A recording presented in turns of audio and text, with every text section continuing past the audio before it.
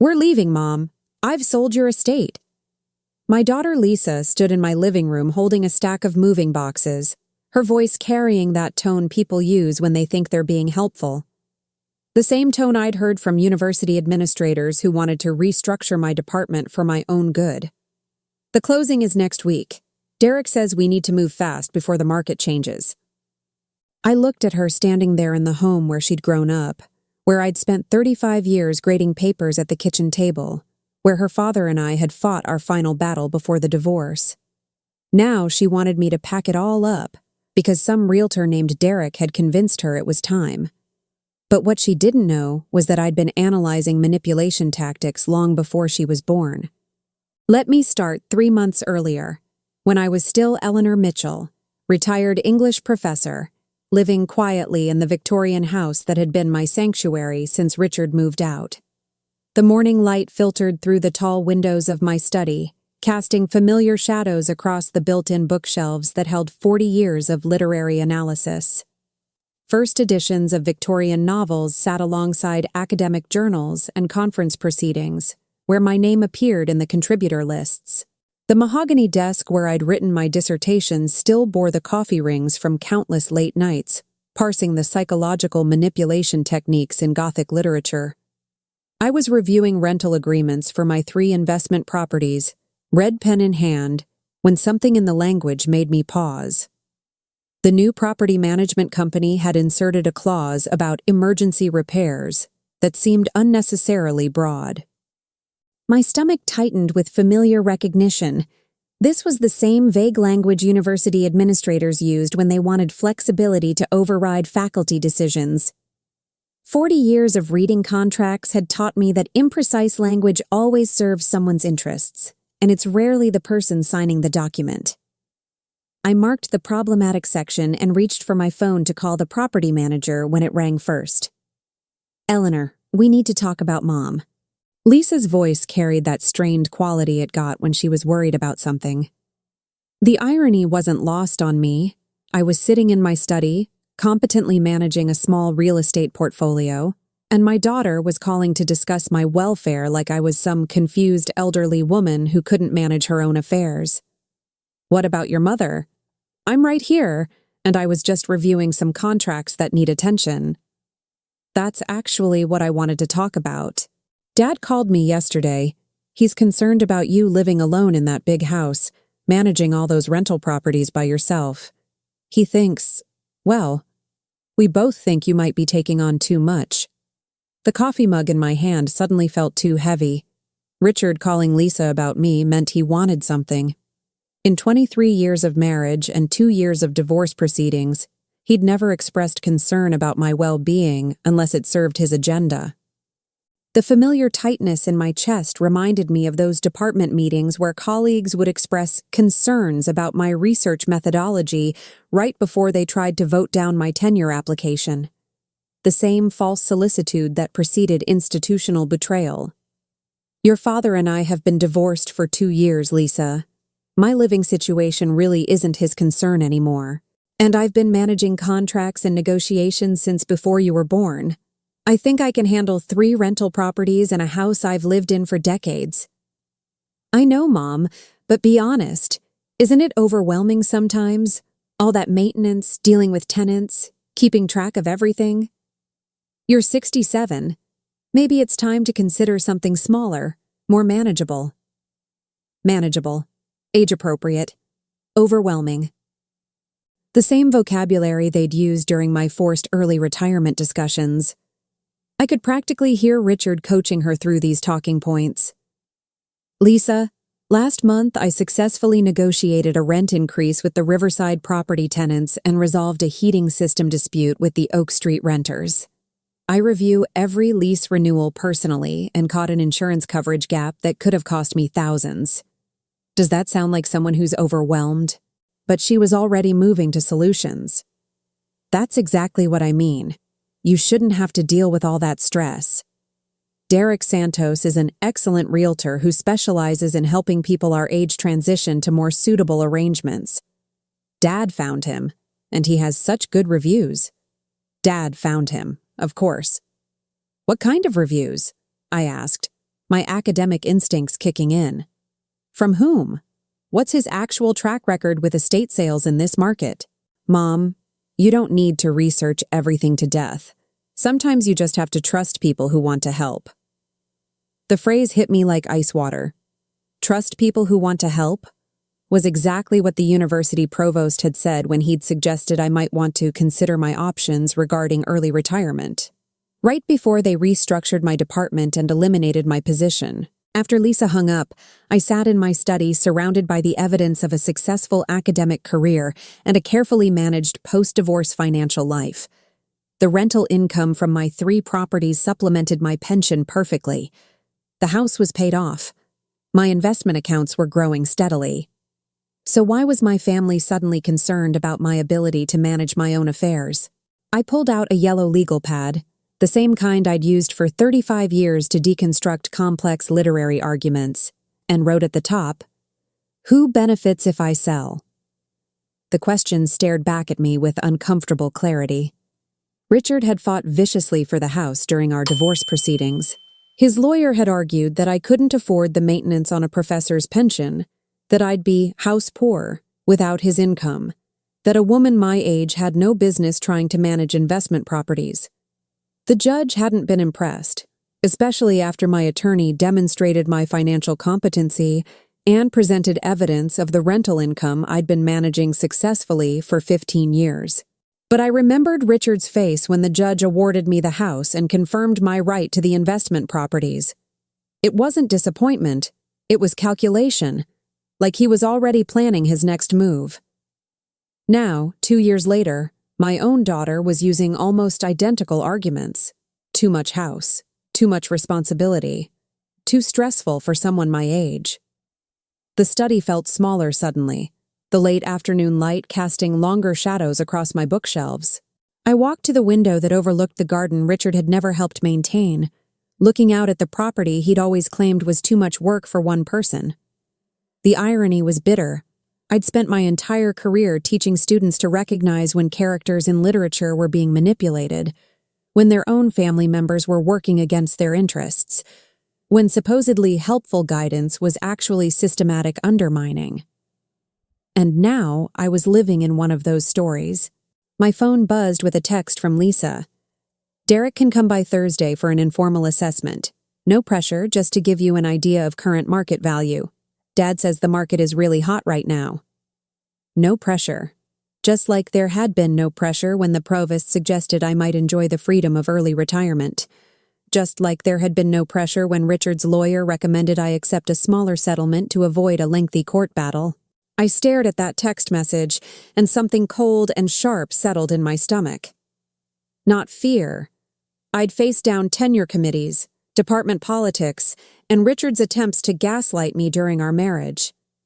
This was recognition. I was looking at the opening chapter of a very familiar narrative. The aging woman, recently divorced, overwhelmed by financial responsibilities she couldn't possibly understand. The concerned daughter, worried about her mother's declining judgment. The helpful professional who could solve everything with one simple transaction. It was a story I'd seen in Victorian literature 100 times, updated for the modern era. And it always ended the same way, with the vulnerable woman losing everything she'd worked to build. But what Lisa and Richard didn't understand was that I hadn't just taught those stories for 40 years. I'd learned to recognize the moment when the supposedly helpless protagonist discovers she has more power than anyone realized. And I was living in that moment right now. I looked around my study, at the diplomas on the wall, at the academic journals with my name on the covers, at the contracts I'd been successfully managing when this conversation started. Then I opened my laptop and began to research Derek Santos with the same methodical precision I'd once applied to analyzing the power dynamics in 19th century novels. Because if Richard thought he could use my own daughter to manipulate me out of my financial independence, he was about to discover that 40 years of academic training had taught me more than just how to read literature. I'd learned how to deconstruct any story someone tried to tell me, especially when that story was designed to serve their interests rather than mine. And the story about elderly Eleanor who needed help managing her overwhelming responsibilities? That was about to get a very different ending than Richard had planned. Derek Santos arrived Thursday morning in a silver BMW that screamed expensive success. From my kitchen window, I watched him spend several minutes on his phone before approaching the house, gesturing animatedly to someone I couldn't see.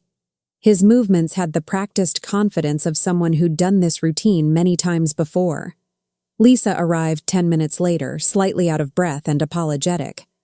"Sorry I'm late, Mom. Traffic was terrible." But Derek had been early, which meant they hadn't coordinated timing. Interesting. "Mrs. Mitchell, such a pleasure."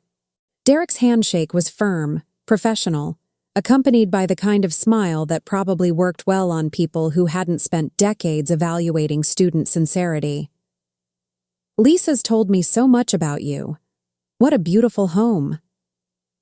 He moved through my living room with the practiced eye of someone cataloging assets rather than admiring architecture.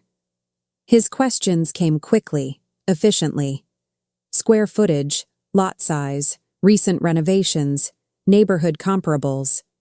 But what struck me was how his attention kept drifting to the more valuable pieces: the antique secretary desk, the original hardwood floors, the crystal chandelier that had belonged to my grandmother.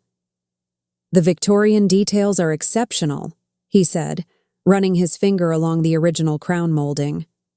"Properties like this are incredibly sought after right now. The market timing couldn't be better." Lisa nodded eagerly. "See, Mom? I told you Derek would know the right approach."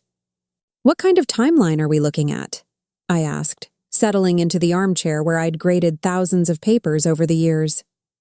"Well, that depends on your flexibility regarding price versus speed," Derek replied, pulling out his tablet. "If we price it right for a quick sale, we could have offers within a week. The key is not getting too attached to maximum dollar value when the priority is transitioning to something more manageable." There it was again, manageable. The same word Lisa had used, the same word Richard's lawyer had used during our divorce proceedings. Derek's phrasing sounded rehearsed, like a script he'd memorized. "What would you consider the right price for a quick sale?" I asked. Derek scrolled through his tablet, frowning slightly. "Given current market conditions and the need for speed, I'd recommend listing at $875,000. Maybe $900 if we want to leave some negotiation room." The number hit me like cold water. 2 months ago, my neighbor's smaller Victorian had sold for over $1 million. My house sat on twice the lot size, with better original details and a completely renovated kitchen. "That seems low," I said carefully. "The Hendersons sold their place for $1.2 million last spring." "Different market dynamics now," Derek said smoothly. "Plus, their property didn't require the same level of emotional transition. When sellers are motivated by practical concerns rather than profit maximization, pricing becomes more strategic." Lisa leaned forward. "Mom, the important thing is that you'll have enough to buy something perfect for this stage of your life." Derek showed me some beautiful senior living communities with maintenance-free condos. Senior living communities. The phrase made my spine stiffen. I was 67, not 87. I managed 3 rental properties, balanced my investment portfolio quarterly, and could still out-argue graduate students about Dickens's social commentary. "I haven't expressed interest in senior living communities," I said. "Well, no, but Dad mentioned you might want to consider all your options," Lisa replied. "He knows the financial planning side better than we do." Dad again. Everything kept circling back to Richard's input on my life choices. Derek spent another 30 minutes walking through the house, taking photos, measuring rooms. His commentary was professional, but consistently aimed at quick liquidation rather than value maximization. When he examined my study, his eyes lingered on the built-in bookshelves with obvious calculation. Original built-ins add value, but books are heavy. Buyers prefer empty shelves so they can envision their own collections. 40 years of academic work, and he was evaluating my library as a staging problem. After Derek left, Lisa and I sat in the kitchen where she'd done homework throughout high school. The afternoon light slanted through windows I'd cleaned myself just last week, illuminating the herb garden I'd maintained for 2 decades. "So what do you think?" she asked, her voice carrying that hopeful tone that made my chest ache. "I think Derek's pricing seems aggressive for a quick sale." "But that's good, right? It means you'll have plenty left over for a fresh start. And Mom, honestly, don't you sometimes feel overwhelmed here? All these rooms, the garden maintenance, dealing with tenant issues?" I studied my daughter's face, looking for signs of the manipulation I was beginning to suspect. But what I saw was genuine concern mixed with something else. Relief, maybe, at the prospect of her mother being settled somewhere safer. "Lisa, who exactly suggested I might be overwhelmed?" She hesitated, glancing away toward the window. "Well, Dad and I were talking, and he mentioned some things he'd noticed during his last visit. Your father hasn't been in this house since our divorce was finalized 2 years ago. He drove by a few times. He said the gutters needed cleaning, and there were some shingles loose after that storm in March. Richard had been driving by my house, checking on my property maintenance, cataloging problems he could use to support arguments about my inability to manage the estate properly. The realization settled in my stomach like ice water. This wasn't just about convincing me to sell. Richard had been building a case for months, maybe longer, that I was declining in my capacity to maintain my independence. Did he suggest specific problems I should be worried about? Lisa pulled out her phone, scrolling through what looked like text messages. He mentioned the roof, the heating system's age, potential electrical updates that might be needed. He's worried you're not budgeting for major repairs that could be really expensive. I walked to the kitchen window, looking out at the gutters Richard claimed needed cleaning. They looked fine to me. I'd had them serviced 6 months ago. The roof showed no signs of damage from any storm I could remember. "Lisa, when was the last time you actually looked at this house? I mean, really examined it for problems?" She joined me at the window, studying the exterior with fresh attention. Honestly, I usually just come through the front door and we sit inside. The gutters are clean. The roof is in excellent condition. I had it inspected during the divorce proceedings. The heating system was upgraded 3 years ago, and the electrical was completely rewired when I renovated the kitchen. Lisa stared out the window, a frown creasing her forehead. "But Dad said..." "Your father said a lot of things during our marriage that weren't exactly accurate. Why would his observations about my house be more reliable than mine?" Something shifted in her expression, confusion mixed with the first hint of doubt. "Mom, he's just trying to help. We both are." "Help me do what specifically?" "Make good decisions about your future. Plan for getting older. Be realistic about what you can handle." The language was so familiar it made me nauseous. Realistic. Good decisions. What you can handle. The same vocabulary of diminished expectations I'd heard during my forced retirement discussions. But looking at Lisa's face, I realized she genuinely believed she was protecting me. Richard had been very clever about his manipulation. He'd convinced our daughter that her mother was declining and needed rescue, turning Lisa into an unwitting agent of his agenda. The next morning brought a follow-up call from Derek with what he called exciting news. "Miss Mitchell, I've been doing some research on your neighborhood, and I think we should move quickly. There's development pressure building that could impact property values if we wait too long." "What kind of development pressure?" "Commercial zoning applications, potential traffic increases. Nothing immediate, but savvy sellers are positioning themselves ahead of these changes.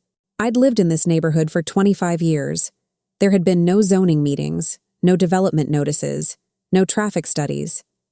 Derek was manufacturing urgency with non-existent threats. Could you send me documentation about these zoning applications? I'd like to review the specifics." "Well, they're not public yet. This is insider information from my commercial contacts. That's why timing is so critical. Insider information that couldn't be documented." "Of course. Derek, I need to think this through carefully. A decision this major requires proper research and consideration.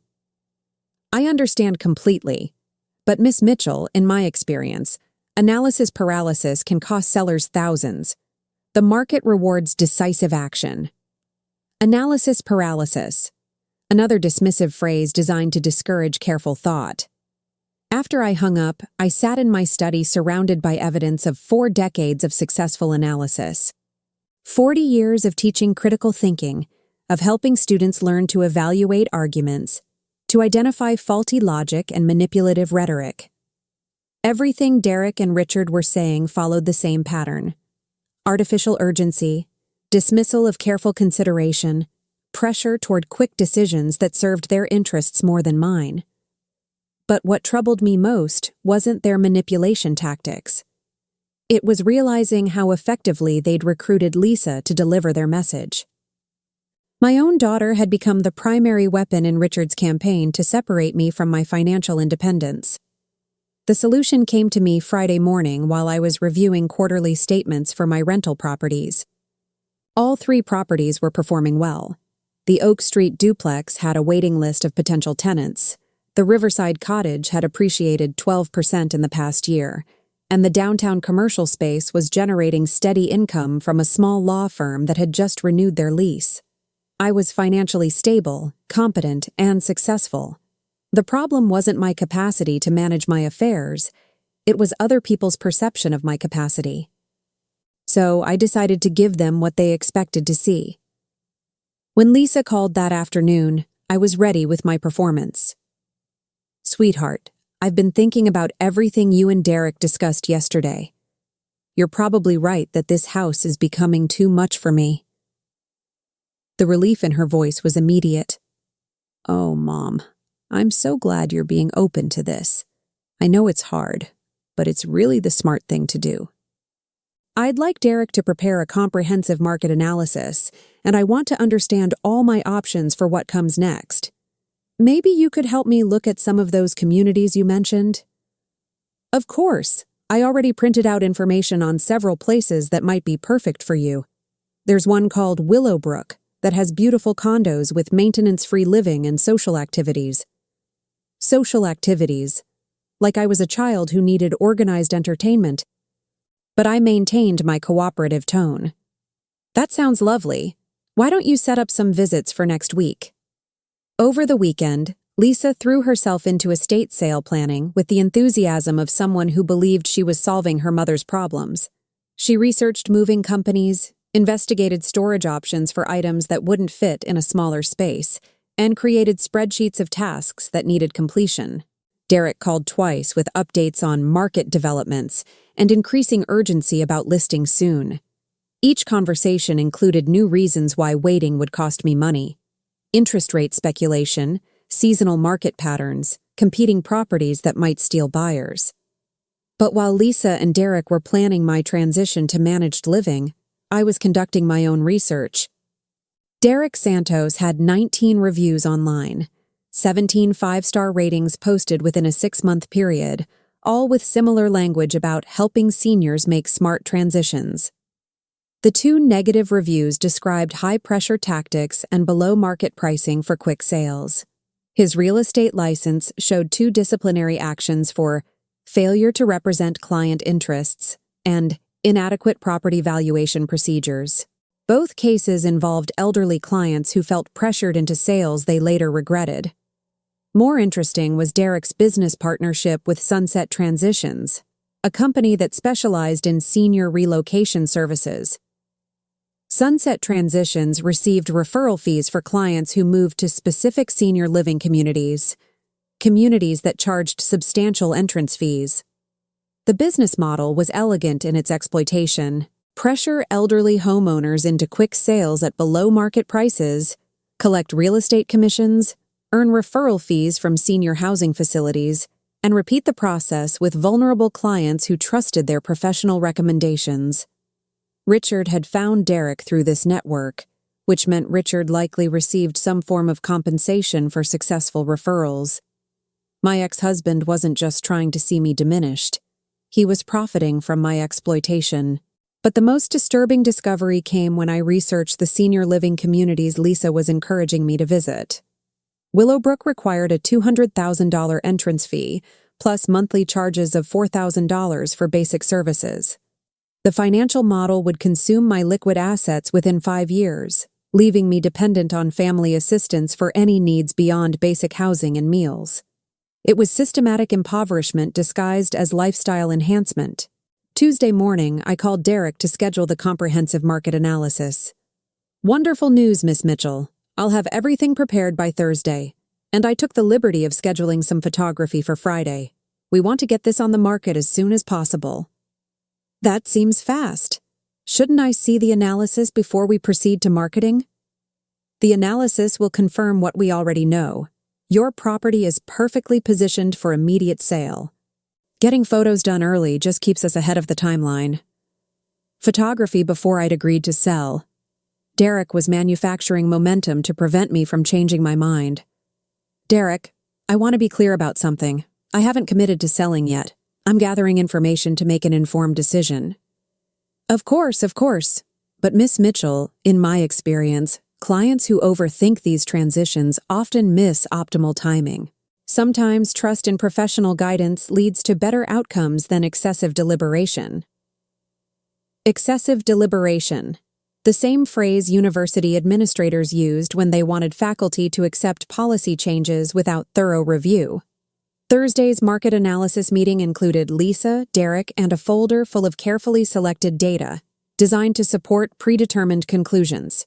Derek had prepared charts showing seasonal market trends, interest rate projections, and neighborhood sales that painted my house as optimally positioned for immediate sale at his recommended price point. What the analysis didn't include was any data suggesting I should wait for better market conditions, any comparable sales supporting higher valuations, or any discussion of alternatives to complete liquidation. "So you can see," Derek concluded, spreading documents across my dining room table, "every indicator suggests acting quickly at the recommended price point." Lisa studied the charts with obvious satisfaction. "This all makes perfect sense, Mom. Derek's clearly done his homework."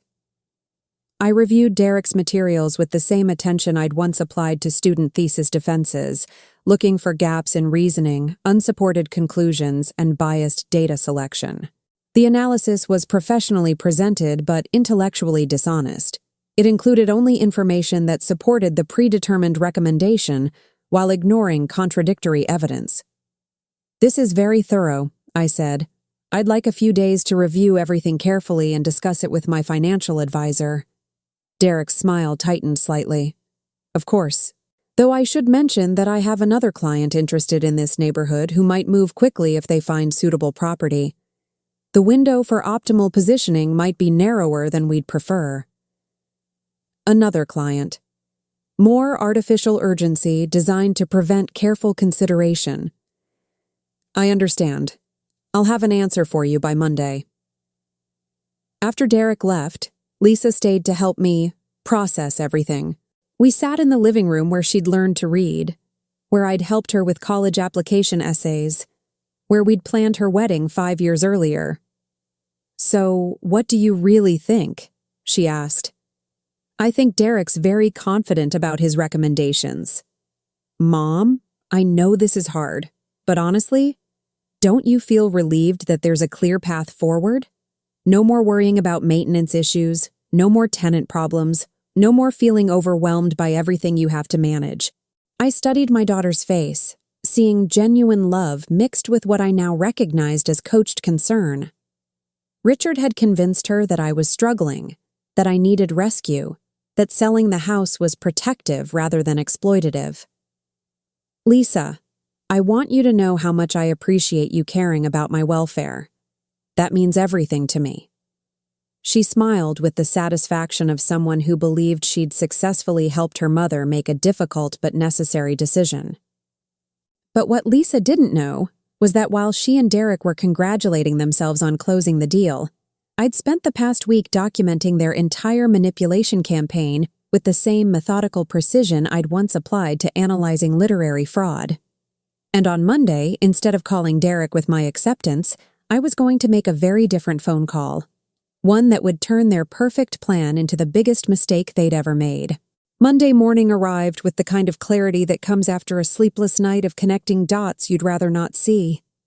I sat in my study at 5 a.m., surrounded by printed emails, property records, and business registration documents that painted a picture darker than I'd imagined.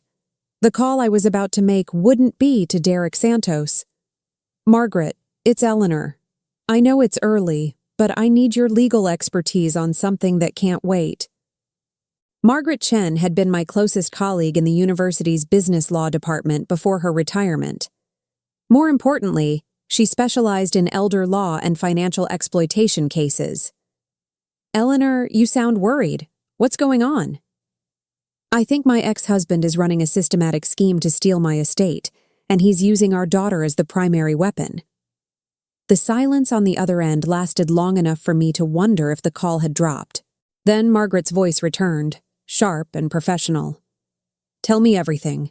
And Eleanor, start documenting this conversation." Over the next hour, I laid out the evidence I'd gathered.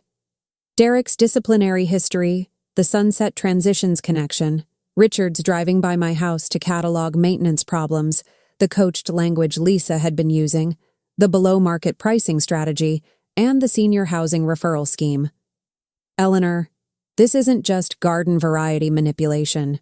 This is organized elder financial abuse with multiple participants. The fact that they're using your daughter as an unwitting accomplice makes it particularly sophisticated." "How sophisticated?" "Sophisticated enough that I think your ex-husband didn't develop this approach himself. This sounds like a network. People who specialize in targeting divorced women with valuable estates. The timeline manipulation, the family member recruitment, the professional cover story. These are refined tactics." My hands went cold on the phone. "A network?" "I've seen cases like this before. They target women going through major life transitions, divorce, widowhood, retirement. They use family concerns about capacity as leverage, then systematic pressure for quick asset liquidation below market value." "Margaret, what if they've done this to other people?" "That's exactly what I'm afraid of." "Eleanor, I need you to stop cooperating with their timeline completely. Don't sign anything. Don't commit to anything. Don't let them create any momentum toward sale." I was planning to call Derek this morning and tell him I've decided not to sell. No, that will trigger their contingency protocols.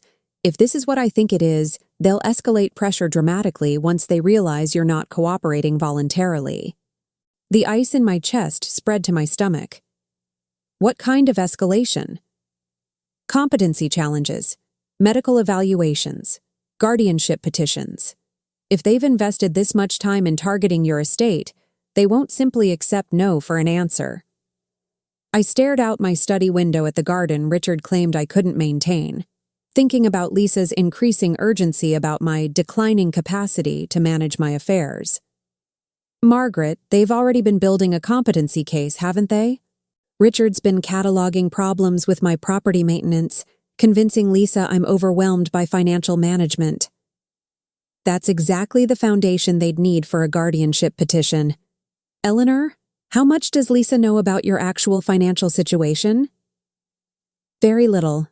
I've always kept my investment details private." "Good. That privacy might be your strongest protection right now. But Eleanor, I need to ask you something difficult. How confident are you in your daughter's loyalty if this gets uglier?" The question hit me like a physical blow. She loves me, Margaret. She genuinely believes she's protecting me. Love can be weaponized, Eleanor, especially when someone believes they're acting in your best interests. If Richard convinces Lisa that you're making decisions based on declining judgment, she might support legal action to override your autonomy. I thought about Lisa's relief when I'd seemed to accept the sale idea, her enthusiasm for senior living communities, her growing conviction that I needed help managing my life. He's already convinced her, hasn't he? It sounds like he's laying that groundwork, yes. Eleanor, we need to assume they'll escalate when you refuse to cooperate. Are you prepared for that? After hanging up with Margaret, I spent the morning researching guardianship laws and elder abuse litigation. What I found made my academic training in literary analysis feel quaint by comparison. Adult children could petition for guardianship based on declining capacity, evidenced by poor financial decisions, inadequate property maintenance, or social isolation. Medical evaluations could be requested by family members concerned about cognitive decline. Property sales could be authorized by appointed guardians if deemed necessary for the protected person's welfare. The legal framework existed to protect vulnerable elders from exploitation. But the same framework could be exploited to remove autonomy from competent adults whose families disagreed with their choices. Richard had been building a guardianship case for months. The property maintenance issues, the financial management concerns, the social isolation after our divorce, all could be presented as evidence of declining capacity requiring family intervention. My phone rang at exactly 9 a.m. Derek, right on schedule. Miss Mitchell, I hope you had a good weekend to think everything over. I'm excited to hear your decision. Derek, I've decided not to sell the house at this time. The silence stretched longer than any normal conversational pause. When Derek's voice returned, the friendly professionalism had been replaced by something harder. Miss Mitchell, I think there might be some confusion about your financial situation. Lisa mentioned you've been struggling with some of the management responsibilities lately. I'm not struggling with anything, Derek. I'm choosing not to sell. I understand that change can be frightening, especially when we're dealing with age-related challenges that affect our judgment. But Miss Mitchell, waiting longer could result in significant financial losses that might impact your long-term security. Age-related challenges affecting judgment. He'd moved directly to competency questioning. My judgment is fine, Derek. I'm simply exercising my right to decline your services. Of course. But I'm concerned that family members who care about your welfare might disagree with this assessment. Have you discussed this decision with Lisa? The threat was politely delivered but unmistakable. If I didn't cooperate voluntarily, Derek would activate Lisa's concerns about my judgment to override my autonomy. Derek, this conversation is over. Miss Mitchell, I hope you'll reconsider. Sometimes getting a second opinion from medical professionals can help clarify these complex decisions. Medical professionals, competency evaluations, guardianship proceedings. I hung up and immediately called Lisa. Mom, Derek just called me. He's really concerned about your decision to pull out of the sale. He thinks you might not be seeing the situation clearly.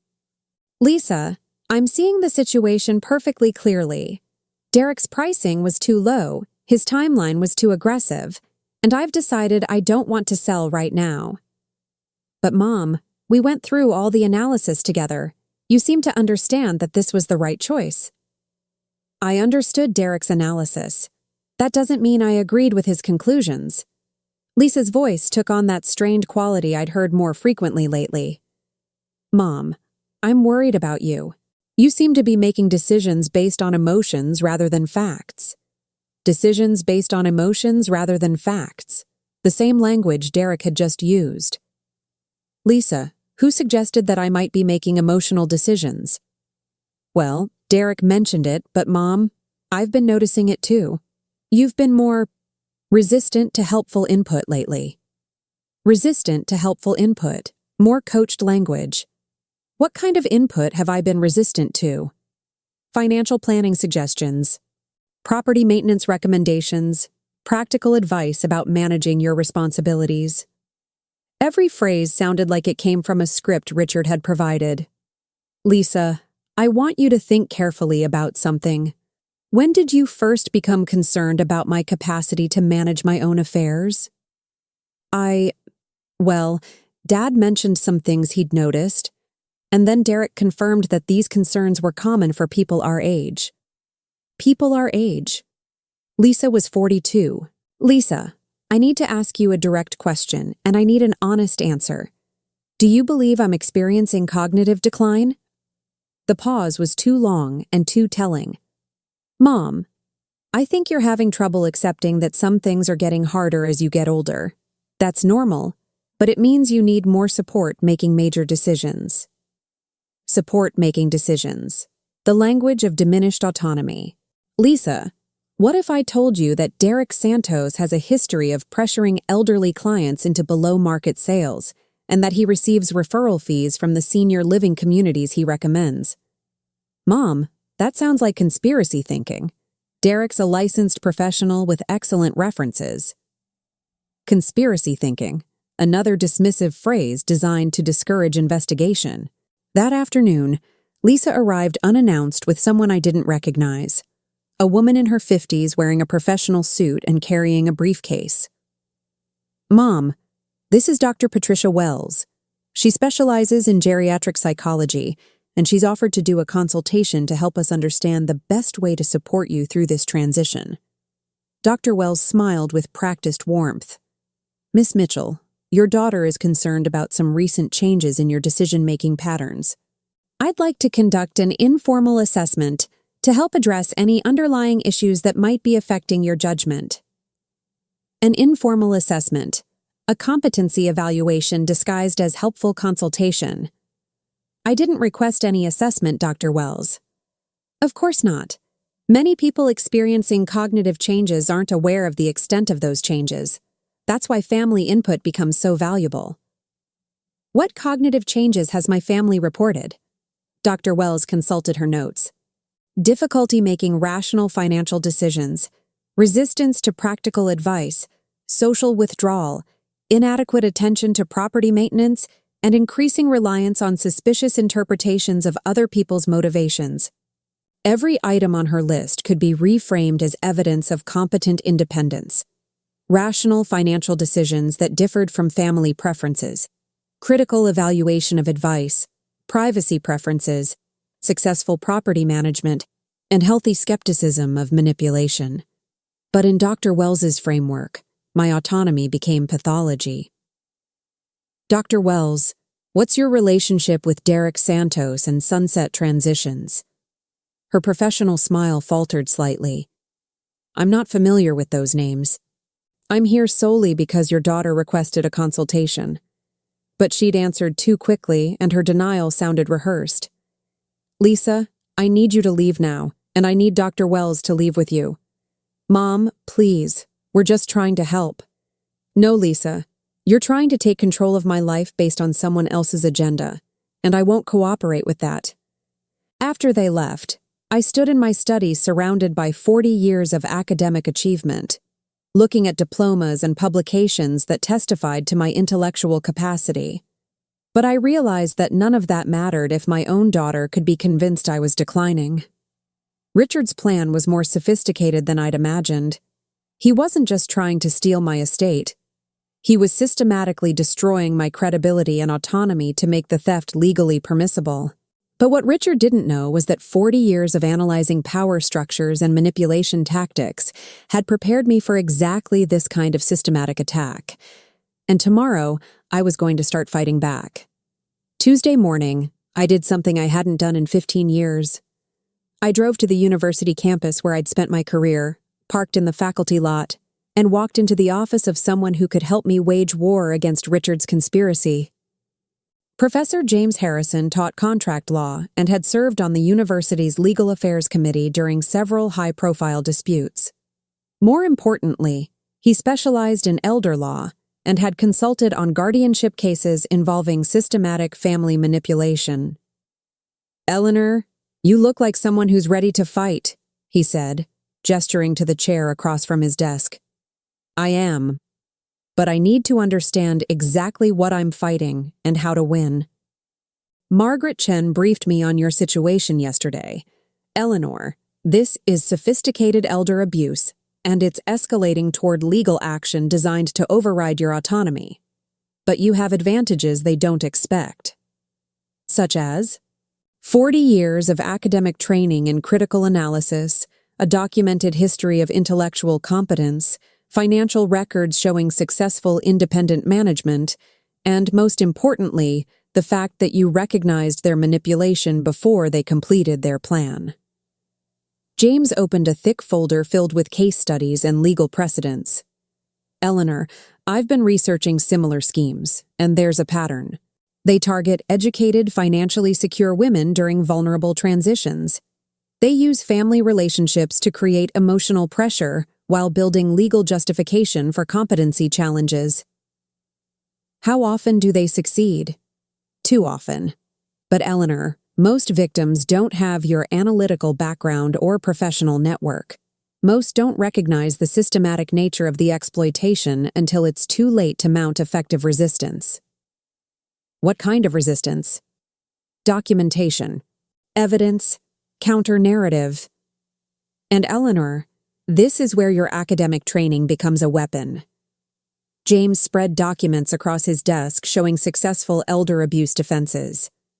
You need to document every interaction, every pressure tactic, every coached phrase your daughter uses. You need to research every participant in their network and expose the connections they're trying to hide. I've already started that research. Good. But Eleanor, you also need to understand that Lisa is both a victim and a weapon in this scheme. Saving yourself might require saving her from Richard's manipulation. How do I do that? By proving that her concerns about your capacity are based on false information systematically provided by Richard. By demonstrating that your decisions are rational and well-informed. By exposing the financial incentives driving the pressure for quick sale. James pulled out a legal pad and began outlining strategy. First, we document Richard's network connections. Derek Santos, Dr. Wells, Sunset Transitions, any financial relationships that create incentives for your exploitation.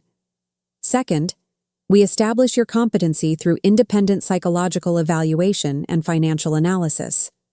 Third, we expose their manipulation tactics to Lisa with evidence she can't dismiss. And if that doesn't work, then we file criminal charges for elder abuse conspiracy and civil suits for attempted financial exploitation. Eleanor, what they're doing is illegal. The challenge is proving it before they succeed in getting you declared incompetent. That afternoon, I implemented James's strategy with the systematic precision I'd once applied to academic research projects. I called my investment advisor and requested comprehensive documentation of my financial management over the past 5 years. The records showed consistent, conservative growth strategies, timely tax payments, and successful property management generating steady rental income. I scheduled an independent psychological evaluation with Dr. Richard Kim, a geriatric psychiatrist with no connection to Richard's network. Dr. Kim's assessment would provide professional documentation of my cognitive competence and decision-making capacity. Most importantly, I began systematically documenting every interaction with Derek, Lisa, and Dr. Wells, creating a timeline of manipulation tactics that would be admissible in legal proceedings. But the breakthrough came when I applied my literary analysis skills to Richard's manipulation campaign. I'd spent 40 years teaching students to analyze narrative structure, character motivation, and thematic development in complex texts. The same analytical framework could be applied to deconstruct Richard's systematic exploitation scheme. The narrative structure was classical manipulation: establish vulnerability, create urgency, offer salvation, isolate the victim from alternative perspectives, then exploit the manufactured dependence. The character motivation was financial desperation masked as family concern. Richard needed quick access to capital and viewed my estate as a solution to his problems. The thematic development was systematic disempowerment through apparent empowerment. Every helpful suggestion was designed to reduce my autonomy while appearing to enhance my security. But analyzing Richard's scheme also revealed its weaknesses. He'd relied on my ignorance of his network connections and financial incentives. He'd assumed I wouldn't research Derek's background or investigate Dr. Wells's credentials. He'd counted on my academic retirement, making me passive and grateful for guidance. Most critically, he'd underestimated my capacity to recognize and resist manipulation tactics I'd been studying in literature for 4 decades. Wednesday morning brought the counterattack. I called Derek Santos with an offer he wouldn't expect. Derek, I've reconsidered my position on selling the house, but I have some conditions. Miss Mitchell, I'm so pleased to hear you're being flexible about this decision. I want a second appraisal from an independent firm. I want all commission and referral relationships disclosed in writing. And I want documentation of your business connections to senior housing facilities. The silence was longer than any normal pause. Miss Mitchell, those requirements seem unnecessarily complicated for a straightforward real estate transaction. They seem necessary to me for informed decision-making. Derek, are you willing to provide complete financial disclosure, or should I find a different agent? Well, of course, I can provide standard disclosures. But Miss Mitchell, some of your requests go beyond normal industry practice. Then I'll find an agent whose practice includes complete transparency. I hung up and immediately called Lisa. Mom, Derek said you're making unreasonable demands that could complicate the sale process. Lisa, I asked for standard financial disclosures that any competent agent should provide willingly. Derek's resistance suggests he has relationships he doesn't want disclosed. Or maybe you're being paranoid about normal business practices. Lisa, I want you to research Derek Santos independently. Look up his license history, his disciplinary record, and his business partnerships. Don't take my word for it, and don't take his word for it. Do your own investigation. Mom, I don't have time to research every professional we work with. Sometimes you have to trust people who are trying to help. Lisa, when has independent research ever been a mistake? When has asking questions ever made a situation worse? The pause was telling. It hasn't. But Mom, being too suspicious can prevent you from accepting help when you really need it. And being too trusting can result in exploitation when you least expect it. That evening, Lisa called back with something different in her voice. Mom, I looked up Derek Santos like you asked. He does have some negative reviews, and there was something about disciplinary actions. What did you find specifically? 2 cases where elderly clients complained about pressure tactics and below-market sales. And Mom, there's a company called Sunset Transitions that shares an address with Derek's office. What does Sunset Transitions do? Senior relocation services. They help people transition to assisted living facilities. I waited, letting Lisa process the implications. Mom, does this mean Derek gets paid twice? Once for selling houses and again for referring people to senior housing? What do you think it means, Lisa? I think maybe I've been getting bad information about what's best for you. The relief in my chest was overwhelming, but I kept my voice steady. Lisa, I think you've been getting manipulated information designed to serve someone else's agenda rather than mine. Mom, I need to ask you something, and I need you to be completely honest. Are you really having trouble managing your responsibilities? Or have I been seeing problems that don't exist? Lisa, what evidence have you seen with your own eyes that I'm struggling with anything? Another long pause. Actually, none. Every time I visit, the house looks fine. You seem fine. You're managing everything well. All my concerns came from things Dad told me to watch for. And now you're wondering if your father might have reasons for wanting me to appear less competent than I actually am? Mom, what aren't you telling me about this whole situation? It was time for the conversation I'd been dreading and anticipating in equal measure.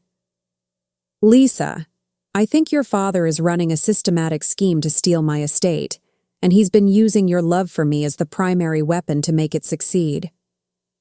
The confrontation I'd been dreading and anticipating arrived Thursday morning in the form of Lisa sitting across from me at my kitchen table, holding printed emails that made her hands shake. Mom, I need you to explain something to me. I found these in Dad's email account. She slid 3 printed messages across the table. The first was from Richard to Derek Santos. Eleanor is showing more resistance than anticipated. We may need to accelerate timeline for competency evaluation before she contacts outside legal counsel.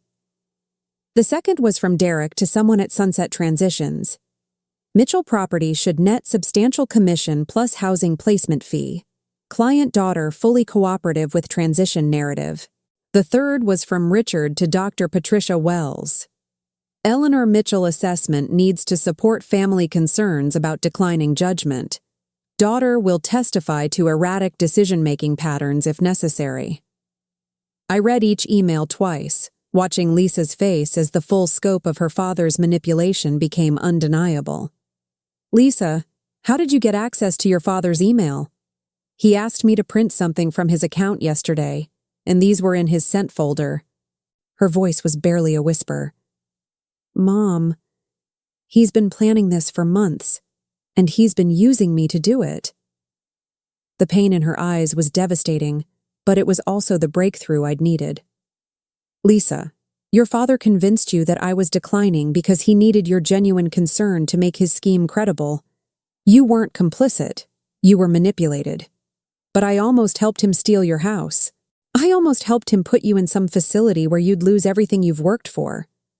But you didn't. You stopped when you saw the evidence. That's what matters now." Lisa stared at the emails with growing anger. "Mom, what do we do about this?" "We document everything, and then we make sure your father faces consequences for what he's attempted." That afternoon, Lisa and I sat in Professor Harrison's office with a stack of evidence that painted a comprehensive picture of systematic elder abuse conspiracy. "Eleanor, this is one of the most sophisticated manipulation schemes I've encountered," James said, reviewing the documented communications. "They created artificial urgency, manufactured capacity concerns, recruited family as unwitting accomplices, and positioned themselves to profit from multiple aspects of your exploitation." "What are our legal options?" Lisa asked. "Several. Criminal charges for elder abuse conspiracy, civil litigation for attempted financial exploitation, professional conduct complaints against Derek and Dr. Wells, and protective orders preventing further contact." "But James," I said, "I want to understand something. If Lisa hadn't found those emails, would their plan have worked?" "Possibly. Guardianship proceedings rely heavily on family testimony about capacity concerns. If Lisa had continued believing you were declining, her testimony could have been compelling to a judge who didn't have time for thorough independent evaluation." Lisa's face went pale. "I almost helped them destroy you." "Lisa, you almost got deceived by people who are professionals at this kind of manipulation. There's a difference." James leaned forward. "Lisa, your recognition of the deception and your willingness to confront it probably saved your mother from losing her autonomy and her estate. That takes courage." "So, what happens now?" I asked. "Now we coordinate with law enforcement, file civil litigation, and make sure this network can't victimize other families." The first call was to Detective Sarah Martinez with the Financial Crimes Unit. When I explained the situation, her response was immediate. "Miss Mitchell, you've documented a textbook elder abuse conspiracy. We'll need all your evidence, and we'll want to coordinate with Adult Protective Services and the District Attorney's Office." "Detective, how common are schemes like this?" "More common than people realize. Divorced women with valuable estates are frequent targets because the family dynamics create natural cover for manipulation. Most victims don't have your analytical background or professional network." The second call was to the State Real Estate Licensing Board. "Derek Santos has multiple complaints about pressure tactics with elderly clients," the investigator confirmed. "Your documentation could support disciplinary action, including license suspension." The third call was to the medical board about Dr. Wells. "Conducting psychological evaluations to support predetermined conclusions violates professional ethics," the review coordinator explained. "We'll investigate her relationship with this elder placement network." But the most satisfying call was the one I made to Richard. "Richard, I think we need to have a conversation about your recent business activities."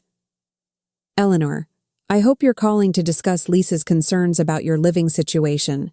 She's very worried about your recent decision-making." I'm calling to discuss your systematic attempt to steal my estate through fraudulent competency claims and professional manipulation. The silence lasted nearly 30 seconds. Eleanor, I don't know what you think you've discovered, but I'm only trying to help Lisa protect you from making poor financial decisions. Richard, I have documented evidence of your coordination with Derek Santos, Dr. Patricia Wells, and Sunset Transitions to manipulate me into below-market property sale, followed by expensive senior housing placement from which you would receive financial compensation. That's completely false. I don't know where you're getting this information. I'm getting it from your email communications planning my exploitation, from Derek's disciplinary records showing similar schemes, and from Dr. Wells's unethical assessment protocols designed to support predetermined conclusions about my competency. Eleanor, you're obviously experiencing some kind of paranoid episode. This is exactly the kind of thinking that concerned Lisa about your mental state. Richard, Detective Martinez with Financial Crimes wants to interview you about elder abuse conspiracy charges.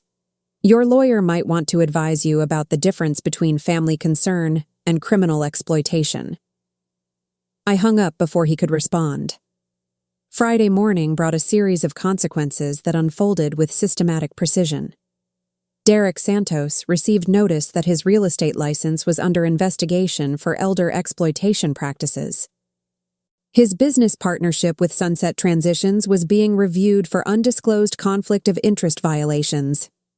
Dr. Patricia Wells was notified that the medical board was investigating her assessment protocols and her financial relationships with elder placement services. Richard received a visit from Adult Protective Services investigators and a notification that civil litigation was being prepared for attempted elder financial abuse. But the most important consequence was Lisa's transformation. Mom, I need to apologize for not seeing what was happening. I should have trusted your judgment instead of Dad's manipulation. Lisa, you were trying to protect me based on information you believed was accurate. That shows love, not poor judgment. But I almost helped him steal everything you've worked for. But you didn't. When you saw the evidence, you chose truth over family loyalty. That takes integrity. We were sitting in my study, surrounded by the books and diplomas that represented 40 years of academic achievement. For the first time in months, the space felt peaceful rather than threatened. Mom, can I ask you something? How did you know to look for all this evidence? How did you recognize what Dad was doing? Lisa, I spent 40 years teaching students to analyze manipulation tactics in literature. The same patterns appear whether you're reading Victorian novels or investigating real-life exploitation schemes. So, your academic training actually prepared you for this? Academic training in critical thinking and systematic analysis prepares you for many things people don't expect, including recognizing when your own family is being used against you. Mom, I want to help make sure this doesn't happen to other people. What can we do? That afternoon, Lisa and I met with Margaret Chen to discuss establishing a legal education program for elder financial protection. Eleanor, your case demonstrates how academic skills can be applied to recognizing and resisting systematic exploitation, Margaret said. But most elders don't have your analytical background. They need education about manipulation tactics and legal protection resources. What kind of education? Workshops on recognizing family manipulation schemes, documentation techniques for suspicious activity, legal resources for elder financial protection, professional network development for independent consultation. Margaret, I'd like to contribute my documentation to help other families recognize similar manipulation patterns. Eleanor, that documentation could become a template for elder abuse prevention programs. Your systematic approach to exposing this conspiracy could help law enforcement recognize and investigate similar schemes. 6 weeks later, Richard's business difficulties became public knowledge when his financial advisory firm filed for bankruptcy. The investigation revealed that he owed over $200,000 to creditors and had been desperately seeking capital sources to avoid complete financial collapse. My estate had been his targeted solution, not out of concern for my welfare, but out of desperation for his own survival. Derek Santos lost his real estate license permanently and faced criminal charges for elder exploitation conspiracy. Sunset Transitions lost their business license for undisclosed financial relationships and predatory targeting of vulnerable seniors. Dr. Patricia Wells faced professional sanctions for conducting biased evaluations and financial relationships that compromised her professional independence. But the justice that satisfied me most wasn't the legal consequences. It was the educational impact. Lisa had become an advocate for elder abuse prevention, speaking at workshops about how family manipulation tactics can turn loving concern into weapons of exploitation. My father convinced me that my mother was declining and needed protection, she would tell audiences. But what my mother really needed was protection from him, and from me being used as his unwitting accomplice. The program we developed helped 12 other families recognize and resist similar manipulation schemes in its first year. Margaret estimated that we'd prevented over $3 million in elder exploitation through education and early intervention. And I remained in my Victorian house, managing my rental properties, reviewing contracts with the same analytical precision I'd applied to academic research, and living independently with the financial security I'd worked 40 years to achieve. But perhaps most importantly, my relationship with Lisa had been rebuilt on a foundation of honest communication and mutual respect for my competence and autonomy. "Mom," she said one evening as we planned another elder protection workshop, "I'm proud of how you fought back against Dad's manipulation, but I'm also proud that you protected me from hating myself for being used against you. Lisa, family love can be weaponized by people with manipulative agendas, but family love can also be the foundation for healing when the manipulation is exposed and stopped." That night, I sat in my study grading papers for the community college literature course I'd started teaching as a volunteer. At 67, I was using my academic skills to help working adults develop critical thinking abilities they could apply to their own life challenges. One student had written an essay analyzing manipulation tactics in Shakespeare's Iago, comparing them to modern psychological manipulation techniques. "Professor Mitchell," she'd written, "studying how Iago destroys Othello's trust helped me recognize similar patterns in my own relationship.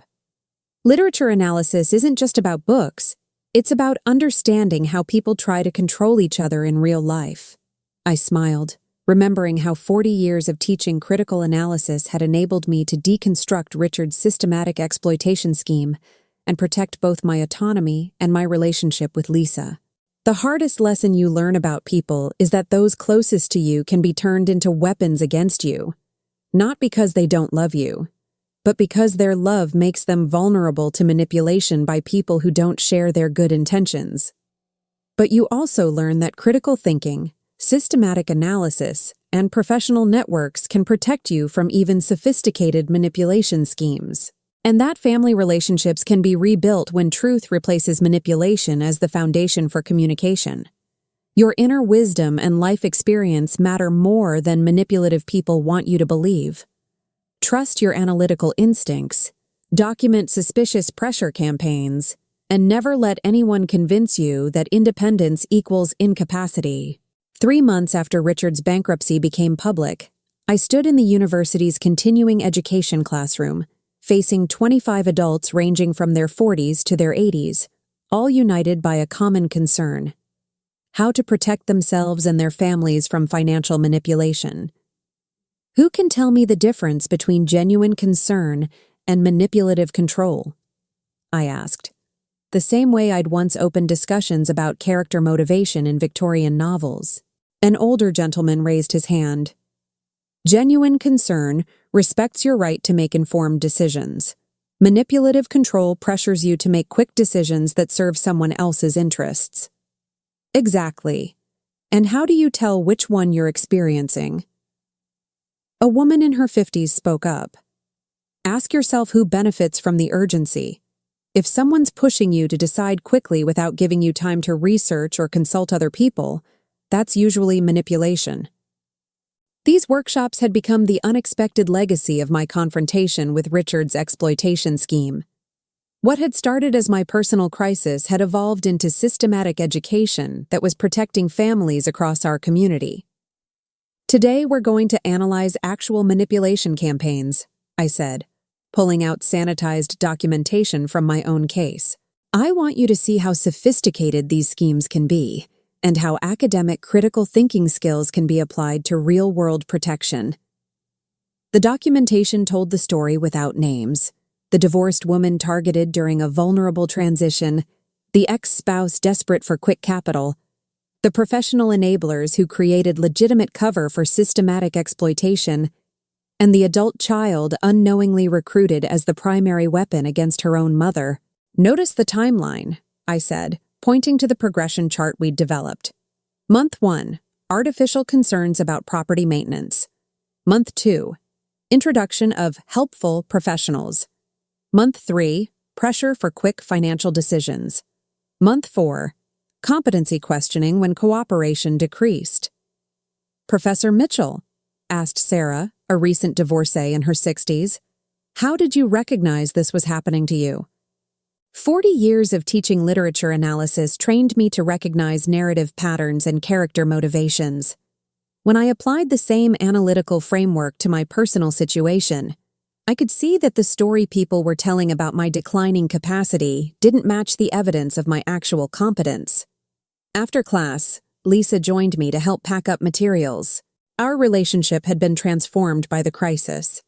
No longer the concerned daughter managing her aging mother's decline, but partners in protecting other families from similar manipulation. Mom, Mrs. Peterson from today's class asked if she could schedule a private consultation. She thinks her son might be pressuring her to sell her house for reasons that don't make financial sense. Did you give her Margaret's contact information? Yes, and I scheduled a follow-up workshop specifically about property manipulation schemes. Mom, we're actually making a difference for people. The program had expanded beyond our original expectations. The university had offered me a part-time position developing curriculum for elder financial protection education. Margaret's law practice had created a referral network for families experiencing suspected manipulation. Even Detective Martinez had started sending cases our way for educational support and documentation assistance. But the most meaningful outcome had been personal. Lisa and I had rebuilt our relationship on a foundation of mutual respect and honest communication. Instead of her managing my decline, we'd become colleagues in protecting others from the kind of exploitation we'd narrowly avoided. Mom, can I ask you something I've been thinking about? Of course. If you hadn't had your academic background, if you hadn't known how to research and analyze manipulation tactics, would Dad's plan have worked? I considered her question carefully. Possibly. But Lisa, the critical thinking skills I used aren't unique to academic training. Anyone can learn to recognize pressure tactics, to research professional credentials, to ask questions about who benefits from urgent decisions. But most people don't think to do those things when the pressure is coming from family members who say they love them. That's true. Family manipulation is particularly effective because it weaponizes our natural trust and affection. But that's exactly why education about these patterns is so important. That evening, I received a call from Professor Harrison with news that validated our entire program. Eleanor, I wanted to let you know that the State Attorney General's office has identified 17 other cases that match the pattern you documented with Richard's scheme. Apparently, there's an organized network of people running similar exploitation campaigns targeting divorced women with valuable estates. 17 other cases? Same methodology, artificial competency concerns, family member recruitment, professional enablers who profit from quick asset liquidation. Your documentation is being used as a template to investigate and prosecute the entire network. Are they helping other families? 12 families have been able to stop exploitation in progress. 5 are pursuing criminal charges. And Eleanor, The prevention workshops you developed are being replicated in 6 other counties. After I hung up, I sat in my study, the same room where I'd first recognized the manipulation campaign 3 months earlier. The built-in bookshelves still held 40 years of academic work, but now they also contained files documenting successful elder abuse prevention cases and curriculum materials for protection workshops. The Victorian house that Richard had tried to force me to sell remained my sanctuary, but it had also become a symbol of successful resistance to systematic exploitation. Property values in the neighborhood had increased 15% since Derek's urgent market concerns, confirming that his pressure for quick sale had been designed to serve his interests rather than mine. My rental properties continued generating steady income, supplementing my pension and providing financial security that had never actually been at risk, except from Richard's manipulation campaign. But the most important change was in my relationship with aging itself. Instead of seeing my 60s as a time of decline requiring management by younger family members, I'd discovered that decades of life experience had given me analytical tools and professional networks that were more powerful than I'd realized.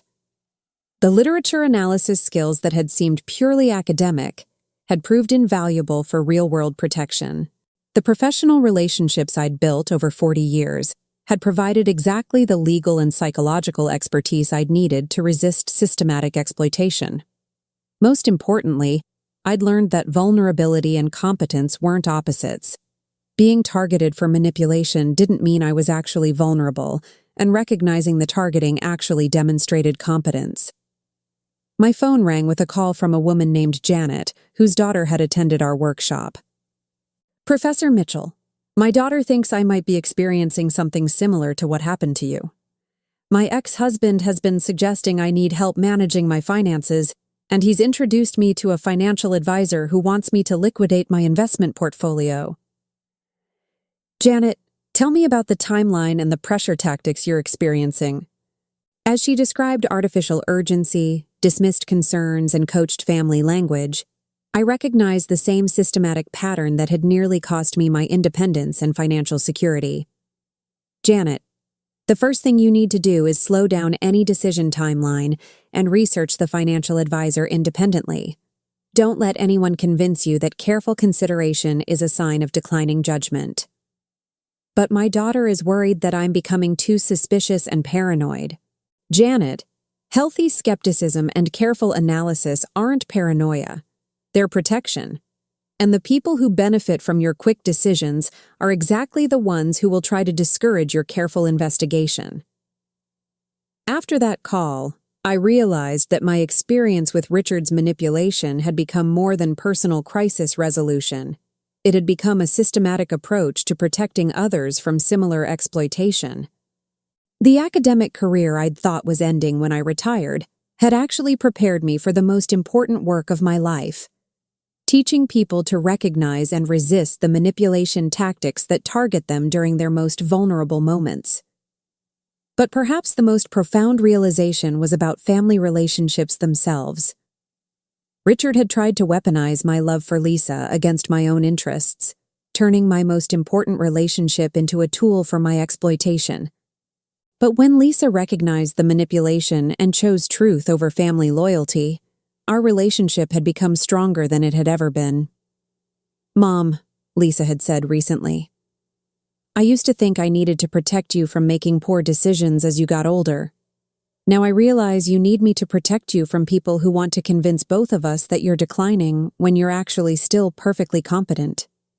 That shift, from managing my decline to respecting my competence, had transformed not just our relationship, but my understanding of healthy family dynamics during aging. The workshops continued to expand, reaching families before manipulation campaigns succeeded in separating elders from their autonomy and resources. Margaret's legal practice had prevented an estimated $4 million in elder exploitation over 6 months. But the metric that mattered most to me wasn't financial. It was the number of families who maintained their relationships based on mutual respect rather than artificial hierarchy created by exploitation narratives. 6 months after the crisis began, I received a letter from Detective Martinez with the final update on Richard's case. Miss Mitchell, Richard pled guilty to elder abuse conspiracy charges and has been sentenced to 18 months in prison plus restitution payments to cover your legal expenses and the costs of the prevention program development. Derek Santos received a 2-year sentence and permanent license revocation. Dr. Wells lost her medical license and faces professional sanctions. But the letter's conclusion was what truly satisfied me. Your documentation methods and resistance strategies are now being taught to law enforcement agencies as a model for elder abuse investigation and prevention. The academic analysis techniques you applied to expose this manipulation campaign have become standard protocols for financial crimes investigation. That evening, Lisa and I were planning the next month's workshop schedule when she asked the question that had been building throughout our entire experience. "Mom, what's the most important thing you've learned about people through all of this?" I thought about Richard's systematic manipulation, Derek's professional exploitation, Dr. Wells's unethical assessments, but also about Lisa's transformation when she saw the truth, Margaret's immediate support, Professor Harrison's legal expertise, and Detective Martinez's thorough investigation. The most important lesson is that people are capable of both sophisticated manipulation and genuine protection. Sometimes the same people, depending on their motivations and circumstances. The key is learning to distinguish between actions that serve your interests and actions that exploit your trust for someone else's benefit. How do you make that distinction? By asking who benefits from urgency, who profits from your compliance, and who respects your right to independent analysis before making major decisions that affect your life. Lisa smiled. That sounds like something that should be taught in schools. It should be. Critical thinking about personal relationships and financial decisions should be as fundamental as reading and mathematics.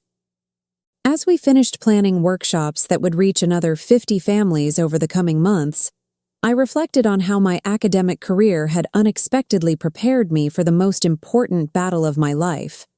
The fight to maintain my autonomy and financial security against people who viewed my love and trust as weapons to use against me. But I'd also learned that the same analytical skills that exposed manipulation could be taught to others, creating networks of protection that were stronger than individual resistance. The Victorian house that Richard had tried to force me to abandon remained my home. The estate he'd tried to liquidate continued providing security and independence.